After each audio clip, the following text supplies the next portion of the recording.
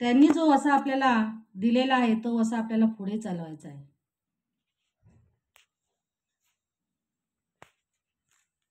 साहेबांनी एकच आम्हाला शिकवून गेले की हे जे सातत्य आहे कार्यक्रमाचं, या कार्यक्रमामध्ये सातत्य राहिलं पाहिजे. माणसं येणार, माणसं जाणार, पण इतिहास हे तुम्हालाच ओळखणार. आणि ही जी आपली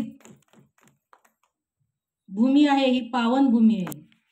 या भूमीमध्ये आपल्या अण्णाभाऊ साठेंनी, साहित्यरत्न अण्णाभाऊ साठेंनी इथे पोवाडे गायले, इथे छक्कड केली. या पवित्र भूमीमध्ये त्यांचे पाय लागलेले आहेत. हे कार्यकर्ते कसे विसरतात हेच मला कळत नाही.